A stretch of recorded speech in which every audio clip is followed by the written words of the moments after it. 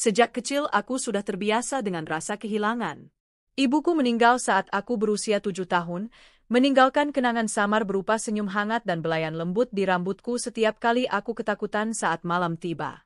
Aku hanya sempat merasakan kasih sayang seorang ibu sebentar saja, sebelum Tuhan memanggilnya lebih cepat dari yang bisa kuterima. Ayahku, yang sangat terpukul oleh kepergian istrinya, mencoba bangkit demi aku. Ia bekerja keras, berusaha merangkulku seorang diri dengan kasih sayang ganda, sekaligus sebagai ayah dan ibu. Namun, tak lama kemudian, kehidupanku berubah arah ketika ayah memutuskan menikah lagi. Saat itu aku masih terlalu kecil untuk benar-benar mengerti, tapi yang kutahu, rumah kami kedatangan perempuan asing bersama anak perempuannya yang usianya sedikit lebih tua dariku. Aku harus memanggil perempuan itu dengan sebutan ibu, dan memanggil anaknya dengan sebutan kakak tiri. Awalnya aku mencoba menerima. Aku ingin percaya bahwa kehadiran mereka akan melengkapkan kebahagiaan keluarga kami yang sempat hancur. Aku ingin percaya bahwa ibu tiri akan menyayangiku sebagaimana ia menyayangi anak kandungnya, dan kakak tiri akan menjadi teman sekaligus saudara perempuan yang selalu kudambakan. Tapi, kenyataan jauh berbeda. Seiring berjalannya waktu, kasih sayang ayah terhadapku semakin terhalang oleh kehadiran istri barunya. Perempuan itu pandai sekali mengambil hati ayah, menampilkan wajah lembut dan kata-kata manis saat ayah ada, namun berubah dingin dan kejam saat hanya ada aku. Kakak tiriku pun mengikuti jejak ibunya. Tersenyum manis di depan ayah, tapi menusukku dengan kata-kata pedas di belakang. Aku ini anak kandung, kau hanya numpang di rumah ini. Begitu sering ia ucapkan, membuat hatiku kecil semakin ciut. Hari demi hari, aku menjadi orang asing di rumah sendiri. Aku hanya menemukan kenyamanan ketika ayah pulang kerja. Ia masih memperhatikanku, meski tak seleluasa dulu.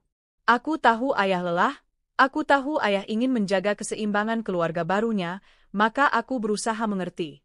Aku hanya bisa memeluknya erat setiap malam, berharap ia mengerti bahwa aku takut kehilangan lagi. Namun, harapanku tak pernah bertahan lama. Tuhan kembali menguji hidupku ketika aku menginjak usia 16 tahun. Ayahku jatuh sakit parah. Semua tabungan yang tersisa habis untuk biaya rumah sakit. Ibu tiriku tampak tidak tulus merawatnya, lebih sering mengeluh soal uang dan mengomel tentang betapa berat beban yang ditanggungnya. Aku yang masih belia berusaha semampuku menjaga ayah di rumah sakit, menggantikan peran yang seharusnya diemban seorang istri. Aku ingat jelas malam terakhir ayah.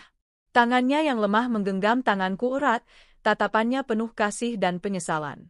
Maafkan ayah, nak, ayah tidak bisa melindungimu lagi, bisiknya lirih, air mata menetes di sudut matanya. Ayah jangan bicara begitu, aku masih butuh ayah. Aku menangis terseduh-seduh, menolak kenyataan yang mulai merenggutnya. Namun, kenyataan itu tak peduli pada doaku. Ayah pergi malam itu juga, meninggalkan aku sepenuhnya di tangan ibu tiri yang dingin. Dunia seakan runtuh.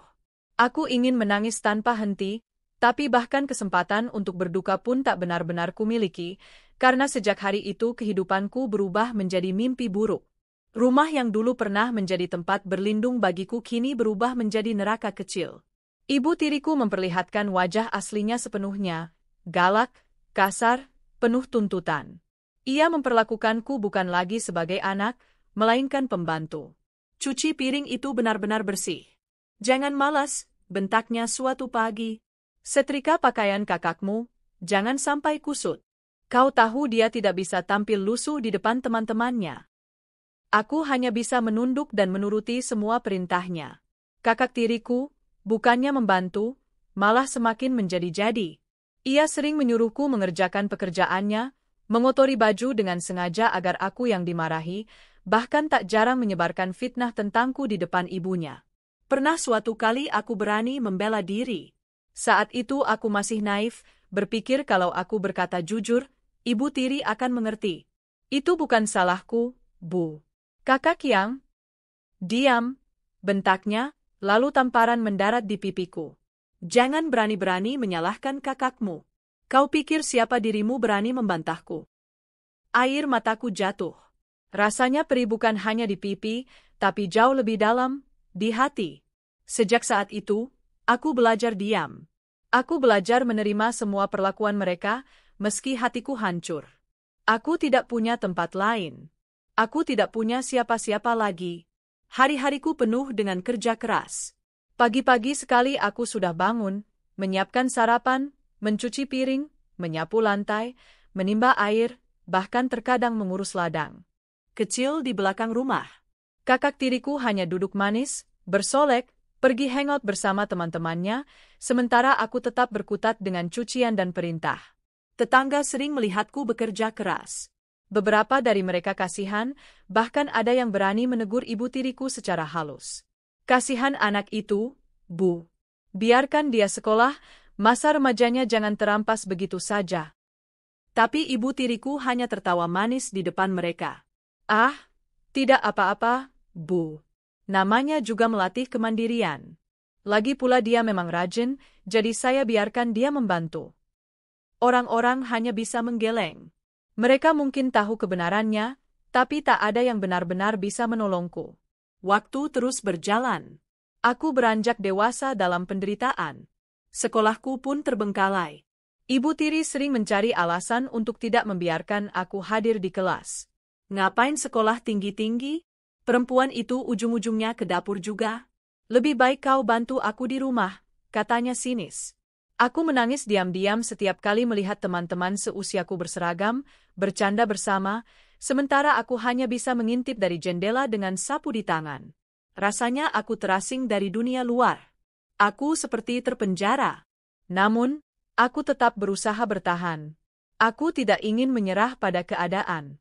Aku percaya bahwa suatu hari, Tuhan pasti akan memberiku jalan keluar.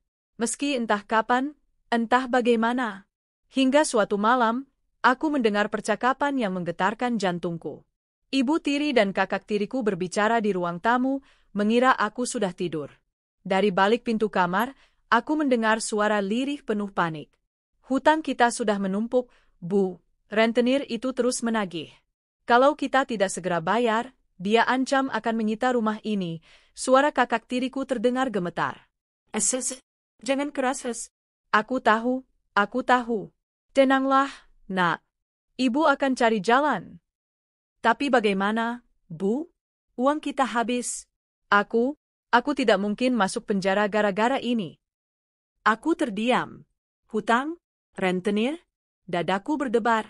Aku tahu kakak tiriku suka hidup mewah, suka belanja barang mahal dan berjudi dengan teman-temannya, tapi aku tidak tahu kalau ia sampai terjerat hutang besar. Kita tidak punya pilihan lain, suara ibu tiri terdengar dingin, mengiris. Kalau kita tidak bisa bayar dengan uang, kita bayar dengan sesuatu yang lain. Aku menahan napas, tubuhku bergetar. Saat itu aku belum tahu apa maksudnya, tapi firasatku buruk. Sangat buruk. Malam itu aku tidak bisa tidur. Hatiku dipenuhi ketakutan. Aku merasa bahaya besar sedang menunggu, sesuatu yang bisa menghancurkan hidupku sepenuhnya. Itulah awal dari jalan panjang penderitaanku. Aku belum tahu bagaimana nasib akan membawaku, tapi aku bisa merasakan hidupku akan segera berubah lagi, dan kali ini mungkin lebih mengerikan daripada semua penderitaan yang pernah kualami. Sejak malam itu, ketika tanpa sengaja aku mendengar percakapan ibu tiri dan kakak tiriku tentang hutang, hidupku tak lagi sama. Setiap kali aku melihat wajah mereka, ada rasa was-was yang menusuk hati. Mereka tidak tahu kalau aku mendengar rahasia itu, dan aku berusaha bersikap biasa saja. Namun, jauh di dalam hati, aku tahu badai besar sedang mendekat. Kakak tiriku, Nisa, masih sering keluar malam dengan pakaian mencolok, berdandan menor, dan pulang larut dengan aroma minuman keras. Ia tidak pernah belajar dari kesalahan, seakan-akan masalah hutang yang ia tanggung hanyalah angin lalu. Sedangkan ibu tiriku, Ratna, semakin sering melamun, wajahnya muram meski di depan tetangga ia tetap pandai bersandiwara.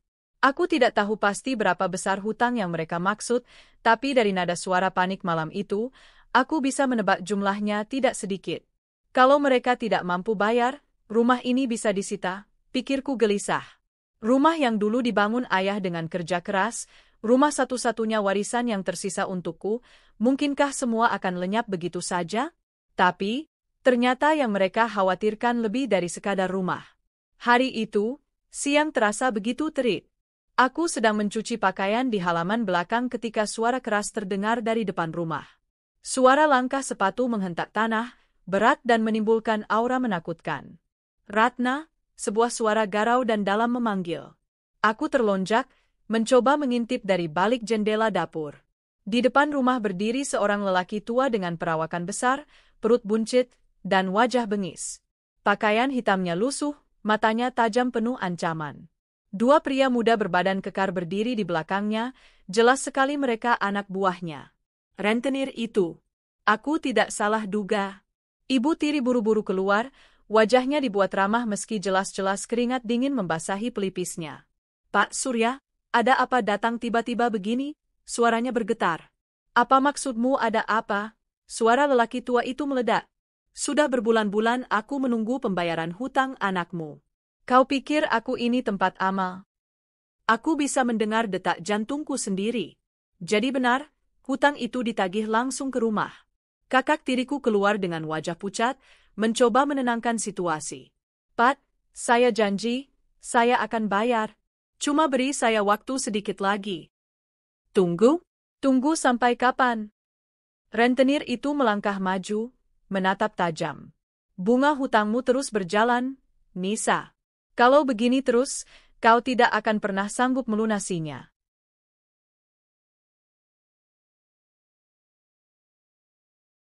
Ibu tiri mencoba menengahi. Tolong beri kami kesempatan, Pak. Kami pasti bayar. Jangan pakai kekerasan.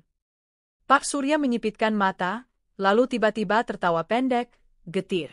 Aku memang bisa menggunakan kekerasan, Ratna. Aku bisa suruh anak buahku ini hancurkan rumahmu sekarang juga. Tapi aku orang yang tahu diri. Kalau kau tak bisa bayar dengan uang, ia berhenti sejenak, menatap tajam ke arah dalam rumah. Mungkin kau bisa bayar dengan cara lain. Aku tersentak. Tubuhku bergetar hebat. Aku tahu tatapan itu berhenti padaku. Aku buru-buru mundur, takut ketahuan sedang mengintip. Malamnya, suara percakapan keras terdengar dari kamar ibu tiri.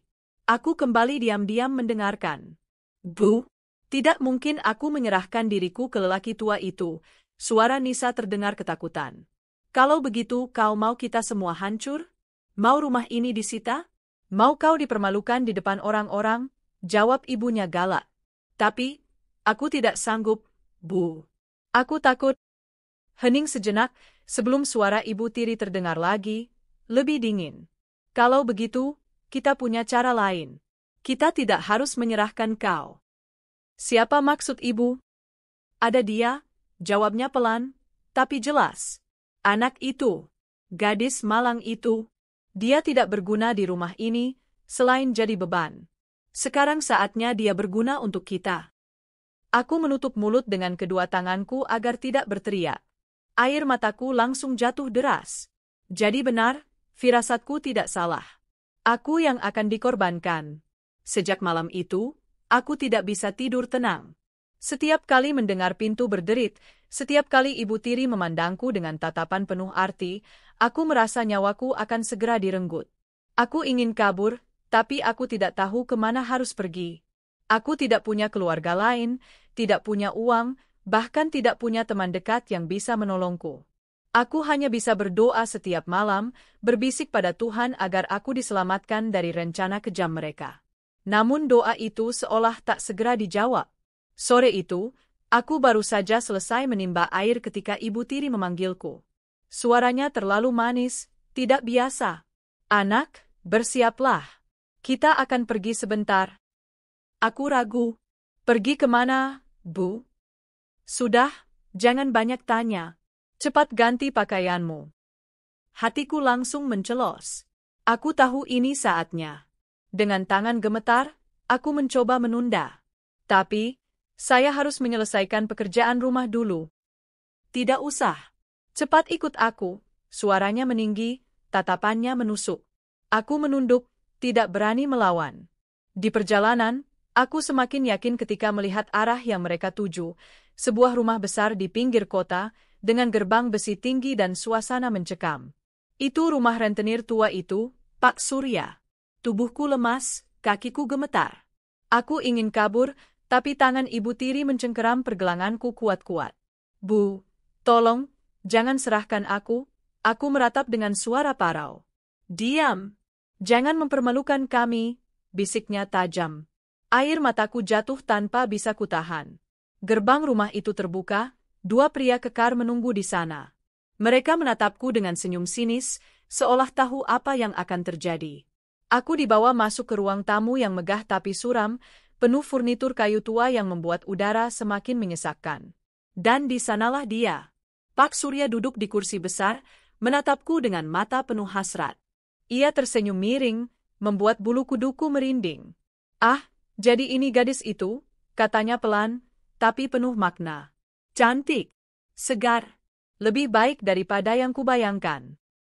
Aku mundur, mencoba mencari jalan keluar, tapi anak buahnya segera menghalangi. Pak, tolong, saya tidak mau, suaraku bergetar. Diam kau, Ibu Tiri berbisik di telingaku, mencengkeram lenganku lebih keras. Lakukan saja ini demi keluarga kita. Hatiku hancur. Bagaimana mungkin ia menyebut ini demi keluarga, padahal jelas-jelas aku dikorbankan? Aku ingin berteriak, tapi suaraku tercekat di tenggorokan. Saat itu aku merasa seluruh dunia runtuh menimpaku. Aku tidak punya pilihan. Tidak ada yang peduli. Aku ditukar begitu saja, seperti barang dagangan, hanya untuk menutupi dosa dan kesalahan orang lain. Aku menutup mata, air mata mengalir deras. Dalam hati aku hanya bisa berdoa, Tuhan, kalau Engkau mendengarku, selamatkan aku, sebelum semuanya terlambat. Dan di sanalah titik terang kecil mulai muncul, meski aku belum tahu. Pertolongan yang tidak kuduga akan segera datang. Aku selalu percaya, manusia yang paling berbahaya adalah bukan mereka yang berwajah bengis, melainkan mereka yang bisa tersenyum manis sambil menyembunyikan pisau di belakang punggung. Itulah Ibu Tiriku. Sejak hari ia menyeretku ke rumah Pak Surya, aku sadar aku bukan lagi seorang anak yang dianggap bagian dari keluarga.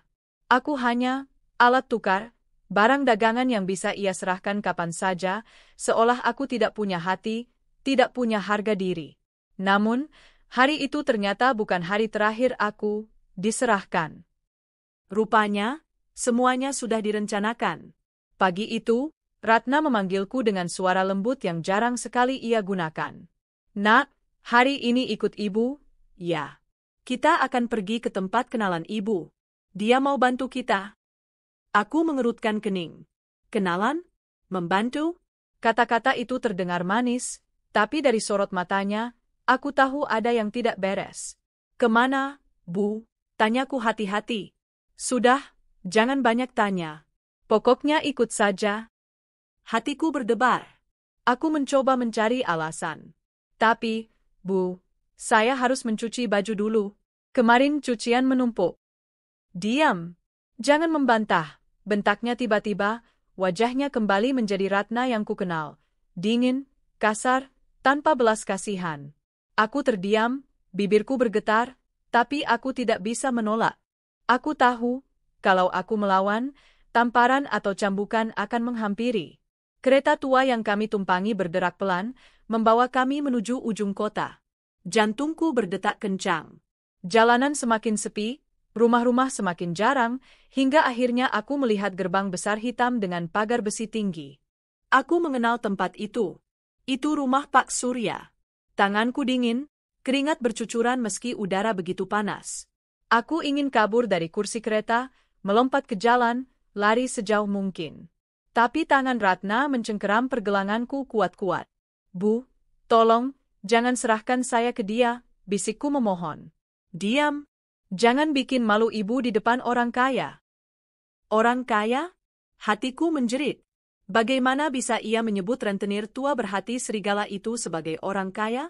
Sesampainya di rumah besar itu, aku segera dibawa masuk. Ruang tamunya suram, penuh ukiran kayu tua, bau asap rokok menyengat, dan udara yang membuat napasku sesak. Pak Surya sudah menunggu. Tubuhnya gemuk, wajahnya berminyak, matanya menyapu diriku dari atas sampai bawah dengan tatapan yang membuatku ingin muntah. Ah, akhirnya kau datang juga, Ratna, katanya dengan suara garau, senyum sinis merekah di bibirnya. Dan ini gadisnya, ya? Makin cantik saja. Segar. Cocok untuk membayar hutang anakmu. Aku terlonjak mundur, ingin lari. Tapi anak buahnya berdiri di pintu, menghalangi jalan keluar. Pak, saya mohon, jangan serahkan saya. Suaraku nyaris tak terdengar, penuh tangis. Namun Ratna menoleh padaku dengan tatapan tajam. Diam kau. Sudah saatnya kau berguna untuk keluarga ini. Berguna? Hatiku remuk. Jadi selama ini semua kerja keras, semua cucian, semua luka di tanganku, tidak cukup? Aku tetap dianggap tidak berguna sampai aku dijadikan korban? Pak Surya bangkit dari kursinya, langkahnya berat mendekatiku. Tangannya yang besar dan kasar mencoba menyentuh wajahku. Aku menepis, berteriak lirih. Jangan sentuh saya. Ia tertawa, tawanya serak dan mengerikan. Masih berani melawan rupanya. Tak apa, aku suka gadis yang punya perlawanan. Aku semakin mundur, tapi Ratna mendorong punggungku ke depan. Jangan bikin masalah. Kau harus lakukan ini. Aku ingin berteriak minta tolong, tapi siapa yang akan mendengarkan? Rumah ini jauh dari keramaian, dijaga orang-orang besar dan kuat. Tidak ada yang akan mendengar. Aku akhirnya dijebak di sana. Ruangan itu seakan berubah menjadi jeruji besi. Tidak ada jalan keluar, tidak ada cahaya, hanya tatapan mesum seorang rentenir tua dan kejam. Pak Surya mendekat, napasnya bau alkohol. Mulai malam ini, kau milikku. Lupakan rumahmu. Lupakan keluargamu. Hutang anak Ratna lunas, dengan kau sebagai bayarannya. Aku menangis keras, tubuhku gemetar. Tidak, saya tidak mau. Saya tidak salah. Kenapa saya yang harus menanggungnya? Tapi Ratna hanya menatapku dingin, seolah aku bukan manusia. Titik putus asa. Aku merasa seluruh hidupku direnggut sekaligus. Tidak ada lagi harapan. Tidak ada lagi masa depan. Aku ingin menyerah saja, membiarkan diriku lenyap. Namun, di detik terkelam itulah, sebuah suara baru terdengar. Cukup, ayah. Suara tegas, lantang, penuh kemarahan. Aku menoleh. Di ambang pintu berdiri seorang pemuda tinggi, wajahnya tampan, sorot matanya jernih dan tajam. Ia memandang Pak Surya dengan tatapan penuh penolakan. Apa yang ayah lakukan ini sudah keterlaluan. Dia bukan barang dagangan. Hatiku bergetar. Untuk pertama kalinya, ada seseorang yang berdiri di pihakku. Cukup, ayah. Suara itu begitu lantang, menembus dinding ruang suram penuh asap rokok. Aku tertegun, tubuhku yang semula gemetar seakan mendapatkan sedikit kekuatan hanya dengan mendengarnya. Semua orang menoleh, Ratna, Pak Surya, bahkan dua anak buah bertubuh kekar yang sejak tadi menjaga pintu. Di ambang pintu berdiri seorang pemuda. Tubuhnya tegap, tinggi, mengenakan kemeja sederhana namun rapi. Wajahnya tampan, rahangnya tegas, namun sorot matanya lembut, sangat kontras dengan wajah sang rentenir tua yang bengis.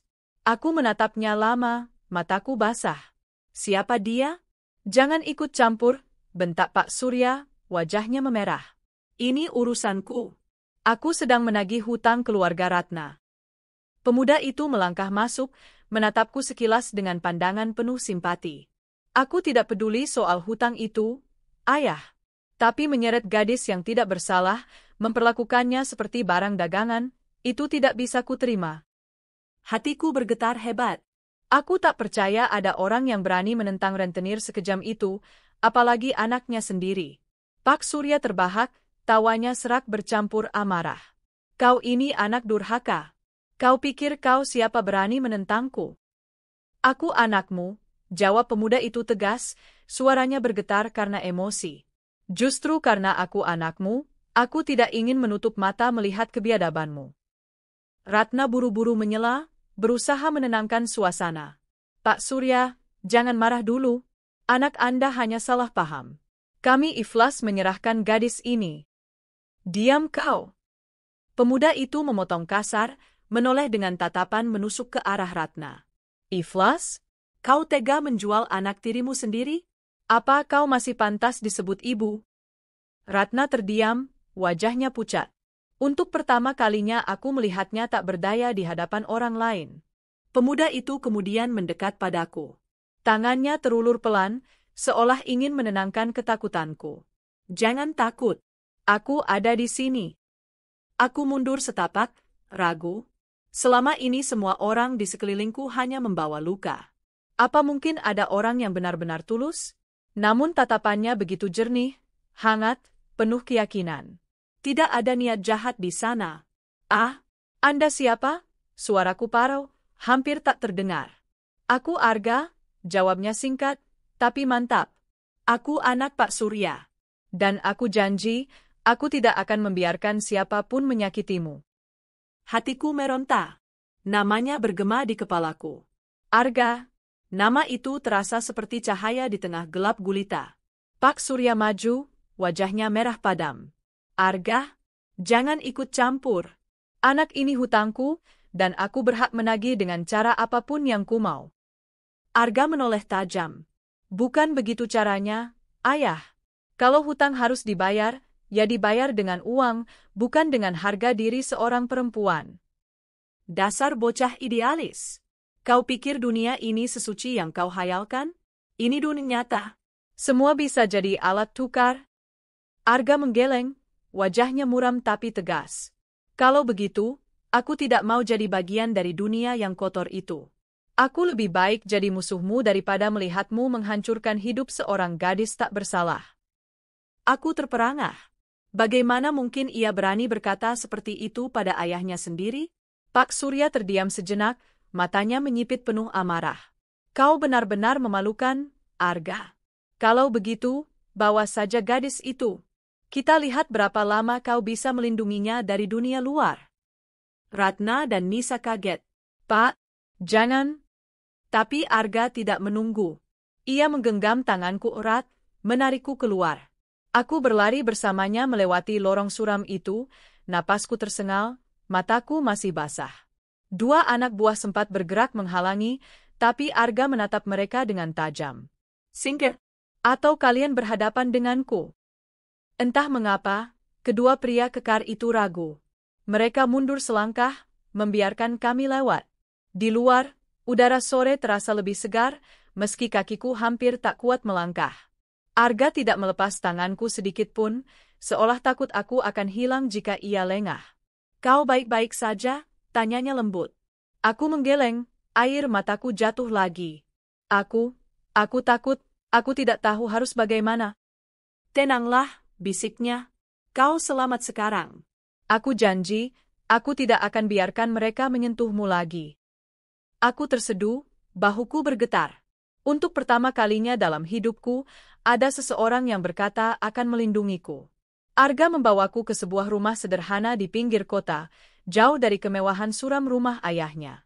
Rumah itu bersih, hangat, penuh dengan tanaman di halaman kecilnya.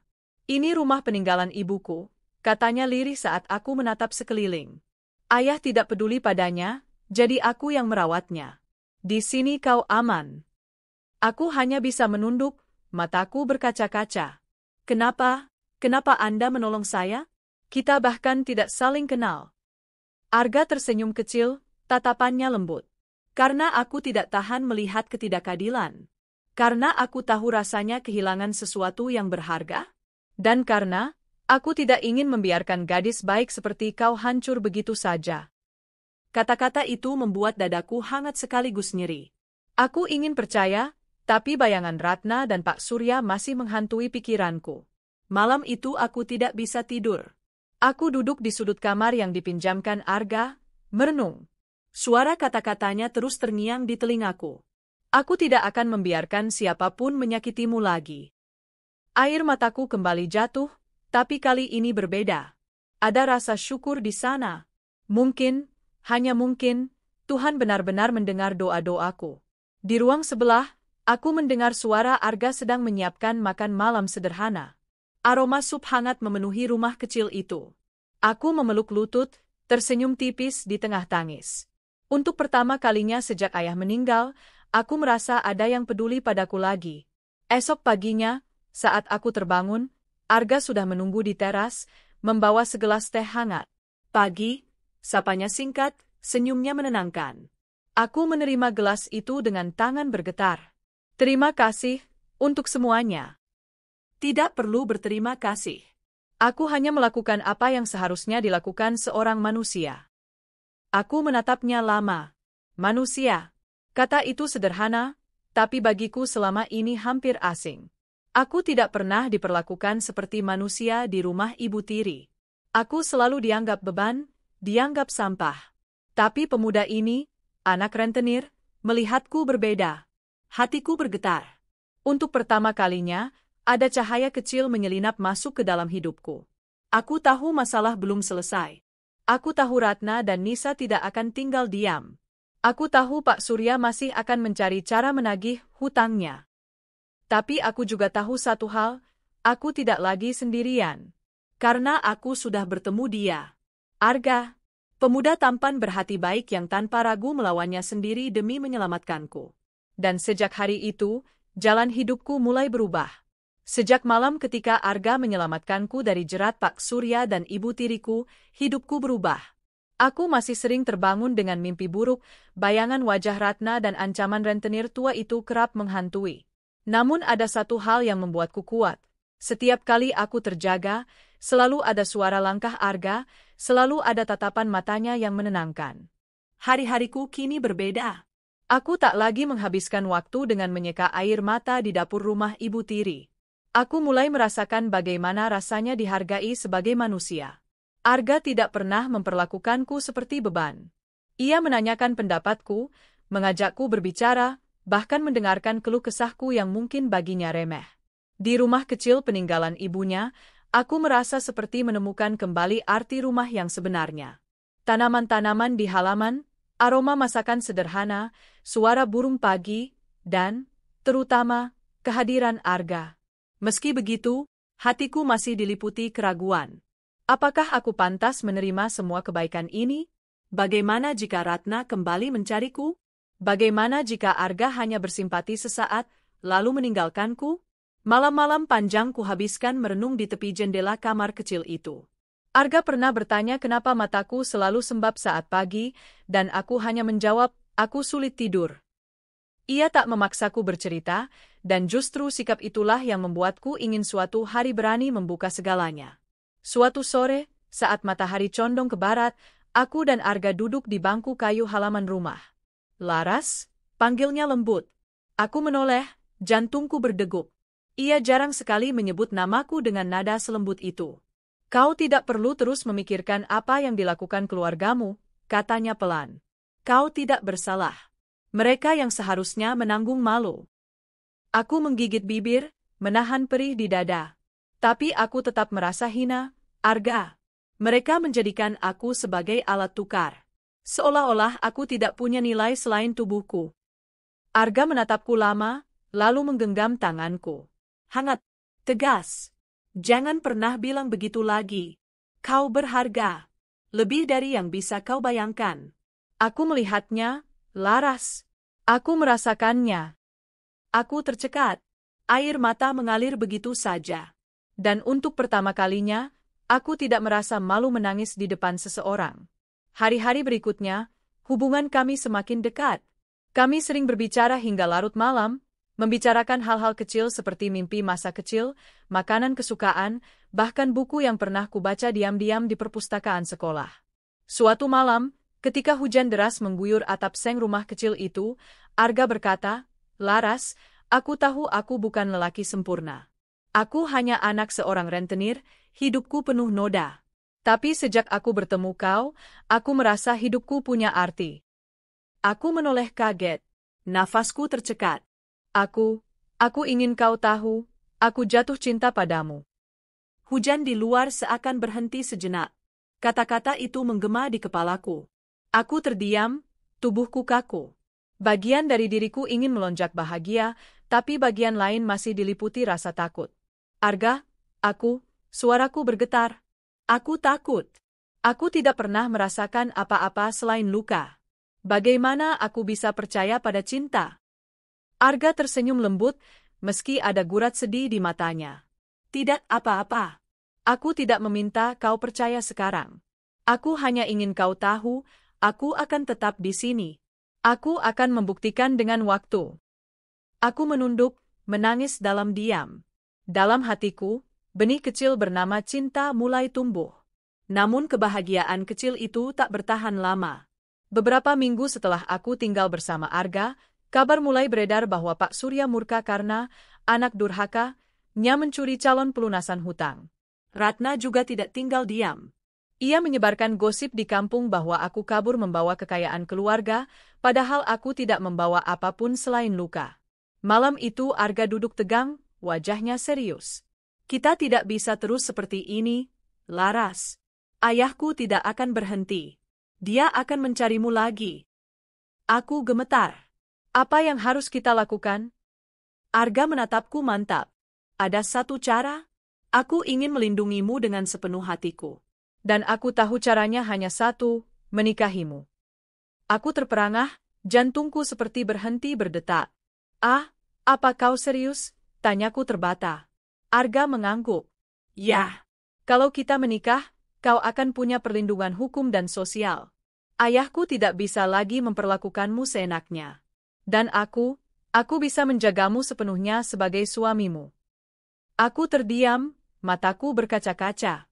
Aku selalu bermimpi menikah dengan seseorang yang tulus, tapi tak pernah menyangka lamaran itu datang di saat aku merasa paling hancur. Tapi Arga, aku tidak punya apa-apa. Aku tidak cantik, tidak kaya, tidak terhormat. Apa kau yakin?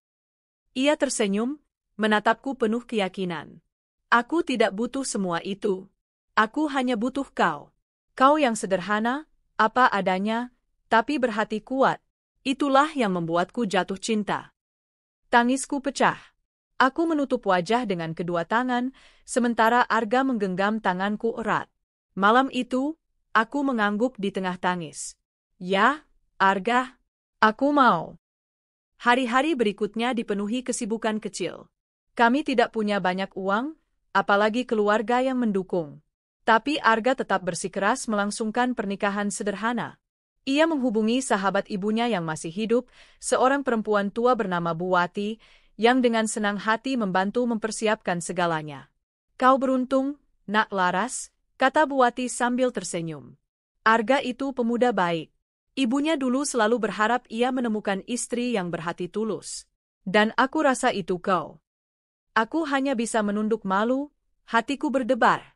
Gaun pengantinku hanyalah kebaya sederhana berwarna putih gading, pinjaman dari Buwati. Cincin yang kami gunakan pun bukan emas mahal, melainkan perak polos yang Arga beli dari tabungannya. Tapi semua itu terasa lebih berharga daripada permata. Karena aku tahu, pernikahan kami dibangun atas dasar cinta, bukan harta. Hari itu tiba. Matahari bersinar hangat, seolah turut merestui. Pernikahan kami digelar di halaman kecil rumah peninggalan ibunya Arga. Hanya ada beberapa saksi, Buwati, tetangga dekat, dan seorang penghulu. Tidak ada pesta mewah, tidak ada undangan ratusan orang. Hanya janji sederhana yang tulus dari hati. Saat penghulu bertanya, apakah engkau menerima Arga sebagai suamimu dengan penuh kesadaran? Aku menatap mata Arga yang berkilau menahan haru. Ya, jawabku, suara bergetar namun penuh keyakinan. Aku sah menjadi istrinya. Air mata mengalir deras di pipiku, tapi kali ini bukan air mata luka. Ini adalah air mata bahagia. Arga menggenggam tanganku erat, lalu berbisik, mulai sekarang, kau tidak sendirian lagi. Hari-hari setelah pernikahan itu adalah masa-masa paling indah dalam hidupku. Aku belajar memasak untuknya, kami menata rumah kecil bersama, menanam bunga baru di halaman. Malam-malam kami habiskan dengan bercakap-cakap sambil menyeruput teh hangat. Untuk pertama kalinya, aku merasakan arti kata bahagia. Namun kabar pernikahan kami akhirnya sampai ke telinga Ratna dan Nisa. Aku tahu itu dari seorang tetangga yang berbisik padaku di pasar, hati-hati, Nak. Saudara tirimu itu tidak suka melihat kau bahagia. Mereka katanya iri luar biasa. Dan benar saja, beberapa hari kemudian, aku melihat Nisa muncul di depan rumah, wajahnya dilumuri amarah dan cemburu. Jadi benar kau menikah dengan Arga? Bentaknya. Kau pikir kau siapa berani merebut kebahagiaanku? Aku terdiam, tubuhku menegang. Arga segera berdiri di sampingku, menatap Nisa tajam. Cukup, Nisa. Jangan ganggu istriku. Nisa melotot, wajahnya merah karena iri. Aku tidak akan diam, Arga. Aku juga menginginkanmu. Dan aku akan lakukan apa saja untuk merebutmu darinya. Aku merasakan darahku membeku. Aku tahu ini belum berakhir. Kebahagiaan kami baru saja dimulai, tapi bayangan iri hati sudah mengintai dari balik pintu. Aku menatap Arga dengan perasaan campur aduk. Di satu sisi, aku bahagia karena telah menemukan cinta dan perlindungan sejati. Namun di sisi lain, ancaman dari saudara tiriku belum berakhir. Aku memeluk tangannya erat. Apapun yang terjadi nanti, aku berjanji pada diriku sendiri, aku akan mempertahankan kebahagiaan ini. Karena setelah semua penderitaan, aku pantas untuk bahagia. Sejak hari pernikahan kami, aku merasa dunia begitu indah. Arga selalu ada di sampingku, setiap senyum dan tatapannya membuatku yakin bahwa cinta sejati itu nyata. Namun, kebahagiaan itu ternyata menyalakan api iri di hati orang lain. Nisa, saudara tiriku yang selalu terbiasa mendapat segalanya, tidak bisa menerima kenyataan bahwa aku, yang dulu dianggapnya sampah, kini lebih bahagia darinya. Aku bisa merasakan matanya mengikutiku, bahkan ketika ia tidak terlihat. Suara gosip dari tetangga pun sering sampai ke telingaku. Si Nisa itu sering bercerita di warung. Katanya dia tidak rela Laras menikah dengan Arga. Dia bilang, Arga seharusnya jadi miliknya. Katanya, Laras cuma numpang untung. Hatiku sering mencelos mendengarnya. Tapi aku mencoba menepis semua itu, meski jauh di lubuk hati, aku tahu badai sedang bersiap datang. Sore itu, ketika aku sedang menjemur pakaian di halaman kecil rumah, tiba-tiba seseorang berdiri di depan pagar. Tubuhku menegang. Itu Nisa. Ia mengenakan pakaian mewah, tas mahal menggantung di lengannya. Penampilannya kontras sekali dengan tatapan sinis penuh amarah yang menusuk ke arahku. Aku boleh masuk? Suaranya dingin. Aku ragu, tapi sebelum sempat menjawab, Arga muncul dari dalam rumah. Tidak perlu, Nisa. Katakan saja di sini. Nisa mendengus, lalu tersenyum sinis. Arga, kau sungguh tega. Kenapa kau memilih dia? Lihatlah, Laras itu tidak pantas. Dia cuma anak tiri malang yang bahkan keluarganya sendiri membuangnya. Kau bisa mendapatkan siapapun, tapi kenapa justru dia? Aku menunduk, hatiku perih. Namun Arga menjawab dengan tenang tapi tegas, karena aku mencintainya. Itu cukup. Nisa terkejut sejenak, lalu wajahnya memerah karena amarah. Aku tidak akan terima. Aku akan lakukan apapun untuk membuatmu sadar, Arga. Suatu hari kau akan menyesal memilih dia. Tanpa menunggu balasan, ia berbalik dan pergi, langkahnya menghentak tanah. Aku menatap Arga dengan cemas. Apa yang akan dia lakukan? Arga menghela napas panjang, lalu meraih tanganku. Jangan takut. Apapun yang terjadi, aku di sini bersamamu. Beberapa minggu kemudian, gosip semakin gencar. Aku mendengar kabar bahwa Nisa mendekati beberapa orang kaya di kota, menggunakan pesonanya untuk memperkuat posisi sosial. Katanya Nisa sering terlihat bersama ayah Arga, bisik seorang tetangga. Dia mencoba mempengaruhi Pak Surya agar membenci Laras lebih dalam. Kabar itu membuat dadaku sesak. Aku tahu betapa bencinya Pak Surya padaku. Jika ia dan Nisa benar-benar bersekongkol, hidupku bisa kembali terancam. Arga pun tampak murung beberapa hari terakhir. Malam-malam ia sering duduk di teras, termenung sambil menatap langit. Arga, kau kenapa? Tanyaku hati-hati. Aku hanya khawatir, Laras, jawabnya lirih. Ayahku bukan orang yang mudah ditentang. Dan Nisa, dia licik. Mereka bisa saja merencanakan sesuatu yang berbahaya. Aku meraih tangannya. Kalau begitu, kita hadapi bersama. Arga menoleh, tersenyum samar. Ya, bersama. Tak lama kemudian, kabar mengejutkan datang. Seorang sahabat lama Arga mendatanginya dengan wajah serius. Ga, hati-hati. Aku lihat Nisa sering datang ke tempat usaha baru yang kau kelola. Dia mencoba mendekati pegawaimu, bahkan ada yang bilang dia menyebar kabar kalau kau akan menceraikan istrimu. Arga mengepalkan tangan, wajahnya memerah. Dia sudah keterlaluan. Hatiku bergetar hebat. Bagaimana bisa Nisa begitu tega? Malam itu, Arga memelukku erat. Jangan percaya apapun yang kau dengar, Laras. Tidak ada yang bisa memisahkan kita. Aku janji. Aku mengangguk, air mataku menetes. Tapi jauh di lubuk hati, aku tahu godaan Nisa bisa saja mengguncang. Bukan karena Arga lemah, tapi karena fitnah seringkali lebih tajam dari pisau. Suatu sore, aku pulang dari pasar dan mendapati Arga sedang berbicara dengan seseorang di teras rumah. Saat ku dekati, aku tertegun. Itu Nisa. Ia berdiri dengan angkuh, tersenyum manis, senyum palsu yang hanya aku tahu artinya. Aku hanya ingin bicara sebentar dengan Arga, Laras, katanya licik. Aku tidak berniat buruk. Aku hendak menjawab, tapi Arga lebih dulu berkata, aku tidak ingin ada pembicaraan rahasia, Nisa. Kalau kau ingin bicara, bicaralah di depan Laras. Dia istriku. Hatiku hangat mendengar kalimat itu. Wajah Nisa berubah masam, tapi ia tetap mencoba tersenyum. Baiklah, Arga, aku tahu kau menikah dengan Laras karena kasihan. Tapi kasihan bukan cinta. Kau berhak mendapatkan lebih dari ini. Bersamaku, kau bisa punya segalanya, harta, kedudukan, kemewahan. Bersamanya, kau hanya akan terjebak dalam kesengsaraan. Aku tercekat. Kata-katanya menusuk hatiku. Arga berdiri, wajahnya dingin. Cukup, Nisa. Aku tidak mencintaimu.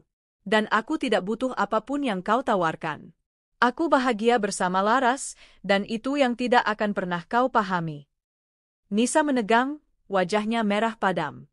Ia menatapku dengan kebencian membara. Baiklah. Kalau begitu, tunggu saja. Aku akan pastikan kau menyesal, Laras. Lalu ia pergi, meninggalkan kami dengan hawa ancaman. Aku menatap Arga cemas. Dia akan melakukan sesuatu? Arga menarikku dalam pelukannya. Biarkan dia iri. Kita akan tetap bertahan.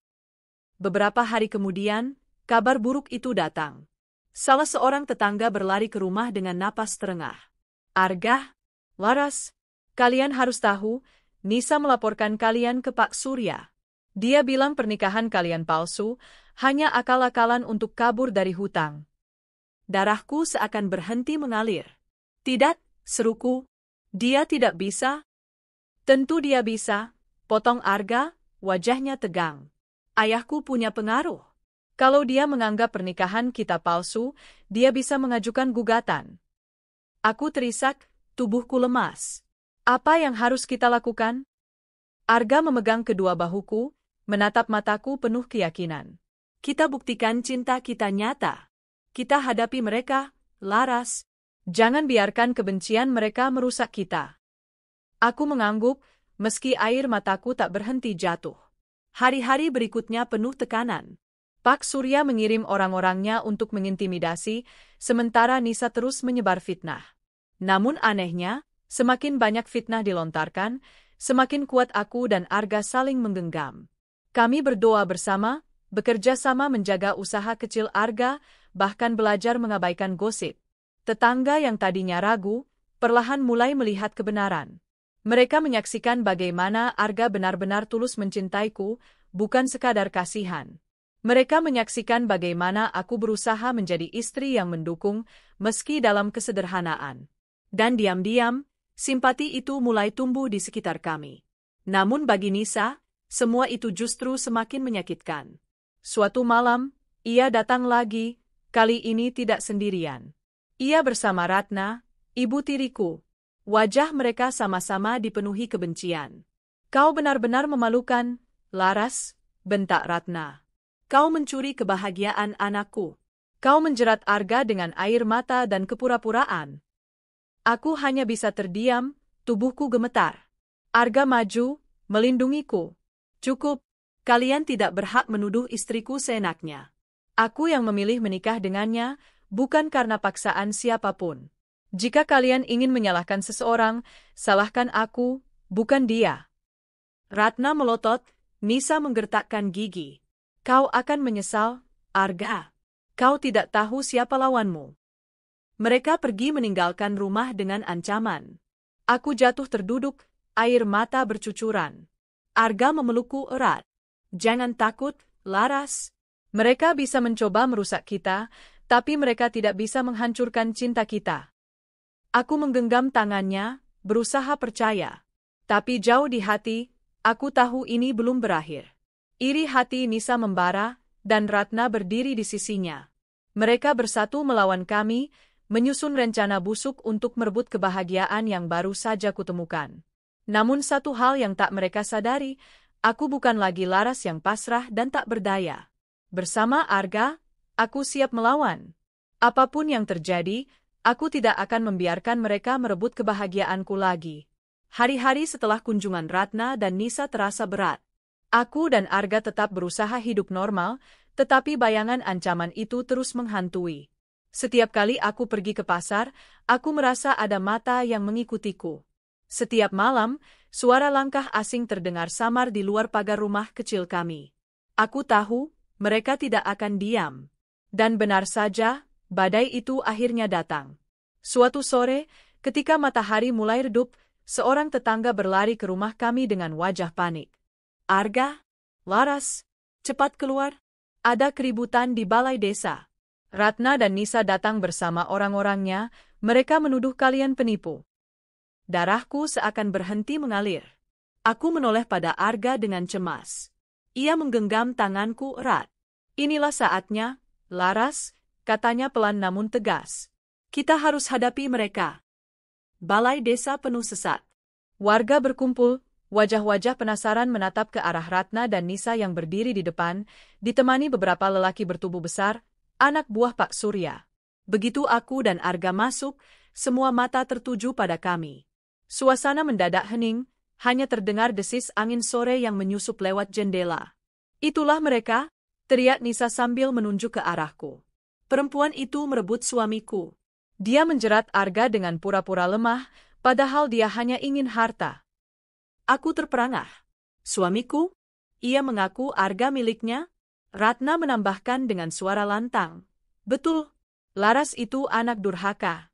Ia lari dari keluarganya membawa aib, lalu menipu Arga dengan pernikahan palsu. Mereka seharusnya dibubarkan.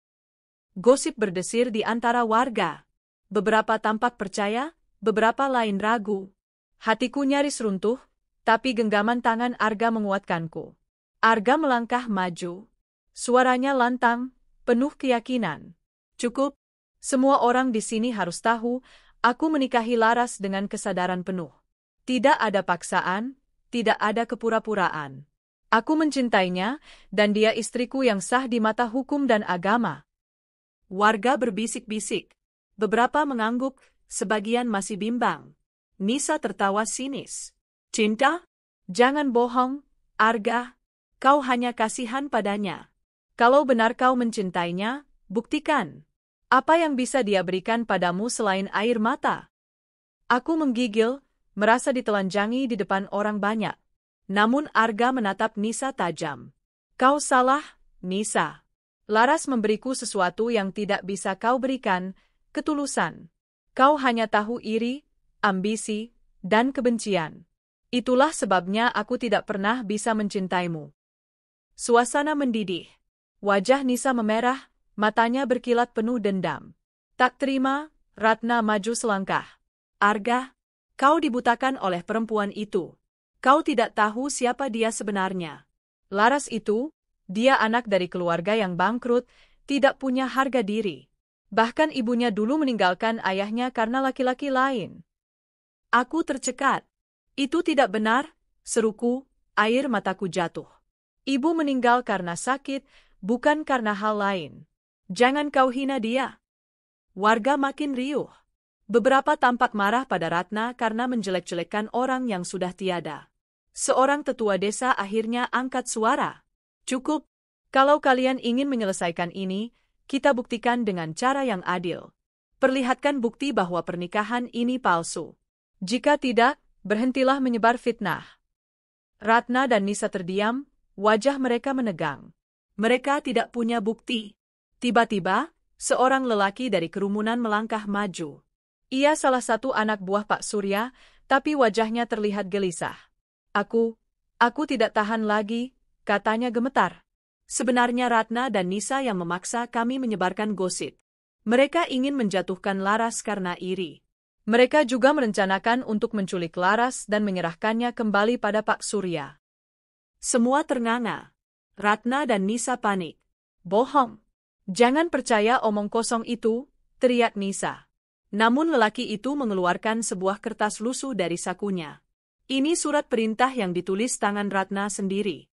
Aku disuruh mencari waktu yang tepat untuk menyeret Laras. Aku tidak sanggup lagi melakukan itu. Warga berebut melihat kertas itu. Suasana berubah total. Tatapan yang tadi penuh curiga pada kami, kini berbalik ke arah Ratna dan Nisa dengan kebencian. Ratna gemetar, wajahnya pucat. Nisa menjerit marah, matanya merah. Ini tidak adil. Semua ini salah Laras. Kalau bukan karena dia, aku yang seharusnya bahagia bersama Arga. Ia berlari ke arahku, seolah ingin menyerang. Namun Arga berdiri di depanku, menahannya. Cukup, Nisa. Jangan rendahkan dirimu lebih jauh. Nisa terisak, lalu menatapku dengan tatapan membunuh. Aku tidak akan pernah berhenti membencimu, Laras. Ingat itu. Ratna menariknya pergi, wajah mereka penuh amarah bercampur malu. Warga berbisik-bisik, beberapa menggeleng dengan jijik. Saat mereka pergi, aku jatuh berlutut, tubuhku gemetar. Semua ketegangan, semua rasa takut, pecah jadi air mata. Arga segera memelukku erat di hadapan semua orang. Sudah selesai, Laras. Kita menang. Kebenaran berpihak pada kita. Aku menangis di dadanya. Terima kasih, Arga. Kalau bukan karena kau, aku tidak tahu bagaimana nasibku. Ia mengusap rambutku lembut. Jangan bilang begitu. Kita menang karena kita bersama. Kau kuat, Laras. Lebih kuat dari yang kau kira. Warga yang menyaksikan pun akhirnya bertepuk tangan, beberapa mendekat memberi dukungan. Kalian pasangan baik. Jangan pedulikan iri hati orang lain. Jalani hidup kalian dengan bahagia. Malam itu, setelah semua reda, aku dan Arga duduk di teras rumah kecil kami. Angin malam berembus lembut, membawa aroma bunga dari halaman. Apakah kau masih takut? Tanya Arga pelan. Aku menatap langit berbintang, lalu menggeleng. Tidak. Selama aku bersamamu, aku merasa aman. Bahkan jika dunia melawan kita, aku tahu kita bisa bertahan. Arga tersenyum, lalu menggenggam tanganku erat. Dan aku janji, tidak ada yang akan merebutmu dariku. Tidak Ratna, tidak Nisa, bahkan ayahku sendiri. Aku menatapnya, air mataku kembali jatuh, tapi kali ini karena bahagia. Aku percaya padamu, Arga. Sepenuhnya. Kami saling berpelukan di bawah cahaya bulan. Dan untuk pertama kalinya sejak lama, aku benar-benar merasa bebas. Pertarungan terakhir itu menguji segalanya, cintaku, keberanianku, dan keyakinanku. Tapi pada akhirnya, aku dan Arga berdiri tegak bersama. Ratna dan Nisa boleh saja tenggelam dalam iri hati, tapi aku memilih bahagia. Dan dengan Arga di sisiku, aku tahu hidupku akan terus penuh cahaya. Hari-hari setelah peristiwa di balai desa terasa seperti lembaran buku baru yang dibuka. Aku bangun setiap pagi dengan hati lebih ringan, tanpa lagi dihantui ketakutan bahwa seseorang akan menyeretku kembali ke masa lalu. Rumah kecil kami kini terasa seperti istana. Bukan karena mewah, tapi karena setiap sudutnya dipenuhi rasa aman. Dapur sederhana dengan panci bergantung rapi, halaman mungil dengan bunga kertas yang mulai mekar, dan kamar tidur hangat yang menjadi saksi bisu doa-doa kami setiap malam. Arga semakin sibuk dengan pekerjaannya di usaha keluarga, namun berbeda dengan dulu, kini ia selalu pulang dengan senyum. Aku ingin setiap hari melihatmu menyambutku di depan pintu, katanya suatu kali sambil memelukku. Dan aku tahu, itu bukan sekadar kata-kata manis, ia benar-benar menepati janji itu. Seiring waktu, rumah tangga kami berkembang. Aku belajar menjadi istri yang baik, meski awalnya banyak canggung. Aku tidak terbiasa dengan kelembutan, karena dulu hanya mengenal perintah dan hardikan. Tapi Arga sabar, ia tidak pernah menuntut sempurna. Tidak apa-apa kalau masakanmu keasinan, katanya suatu hari sambil tertawa kecil. Aku makan bukan karena rasanya, tapi karena kau yang memasak dengan cinta. Aku tersipu, tapi di dalam hati, aku merasa dihargai dengan cara yang belum pernah kurasakan sebelumnya. Pelan-pelan, aku juga belajar mengelola usaha kecil di rumah, menjahit, membuat kue, bahkan membuka warung kecil di depan rumah. Arga mendukung penuh. Warga sekitar pun mulai melihatku bukan lagi sebagai anak tiri terbuang, melainkan sebagai istri Arga yang ramah dan rajin. Waktu berjalan, dan kebahagiaan kami bertambah ketika aku mengetahui bahwa aku mengandung. Hari itu, Arga hampir meloncat kegirangan. "Benarkah, Laras? Aku akan jadi ayah?" tanyanya dengan mata berbinar. Aku mengangguk dengan air mata bahagia. "Ya, Arga, kita akan punya anak." Sejak saat itu, Arga semakin protektif. Ia tak membiarkan aku mengangkat barang berat, selalu memastikan aku makan teratur, bahkan menemani setiap kali aku memeriksakan kandungan. Ketika akhirnya anak kami lahir, seorang bayi laki-laki mungil dengan mata jernih seperti ayahnya, aku merasa dunia ini sempurna. Kami menamainya Raka, yang berarti cahaya. Bayi itu menjadi pusat hidup kami. Tangisannya, tawanya, bahkan tidurnya memberi arti baru. Dan aku tahu, masa lalu yang kelam benar-benar tertinggal jauh di belakang. Namun, hidup tidak selalu bisa sepenuhnya lepas dari bayangan lama. Aku kadang masih teringat pada Ibu Tiri dan Nisa. Apakah mereka masih menyimpan dendam? Bagaimana kehidupan mereka sekarang? Arga sering menenangkanku. Kita tidak perlu memikirkan mereka. Yang penting, kita bahagia. Itu balasan terbaik bagi orang-orang yang ingin menjatuhkanmu. Meski begitu, takdir punya cara sendiri untuk mempertemukan masa lalu dengan masa kini. Beberapa tahun setelah peristiwa itu, kabar mengejutkan datang. Aku mendengar bahwa usaha yang dijalankan Nisa dengan ibunya bangkrut. Mereka tertipu oleh mitra bisnis yang licik dan utang kembali menumpuk. Lebih buruk lagi, mereka kini tidak punya siapapun untuk melindungi mereka. Pak Surya, ayah Arga, telah meninggal dunia. Anak buahnya bubar, dan tidak ada lagi kekuatan yang bisa mereka andalkan.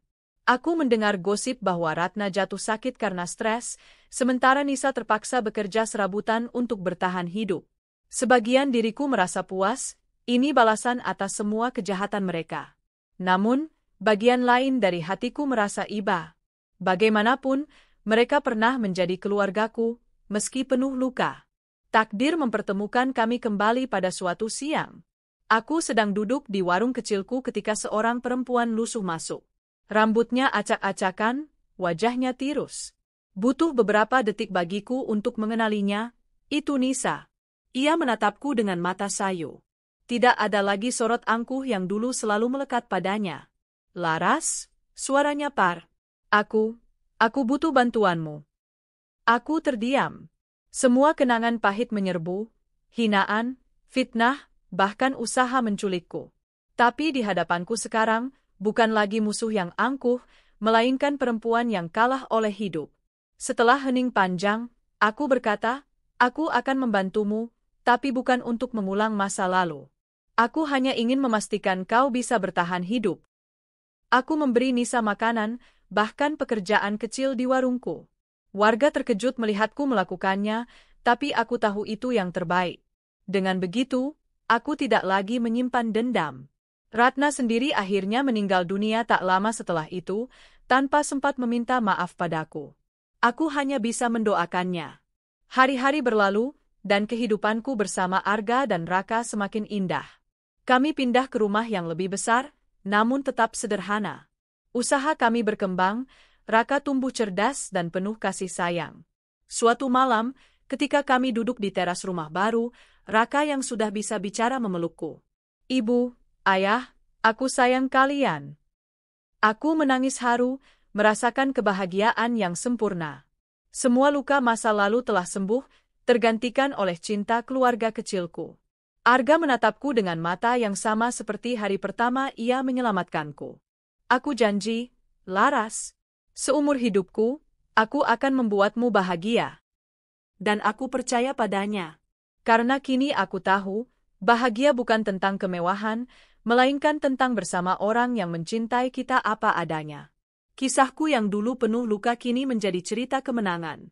Aku Gadis yang pernah dianggap sampah oleh ibu tiri dan saudara tiriku, kini hidup bahagia dengan suami yang mencintaiku dan anak yang menjadi cahaya. Sementara mereka yang dulu menindasku, harus belajar bahwa iri hati hanya membawa kehancuran. Aku menutup lembaran lama tanpa dendam. Karena balasan terbaik untuk kejahatan adalah hidup bahagia.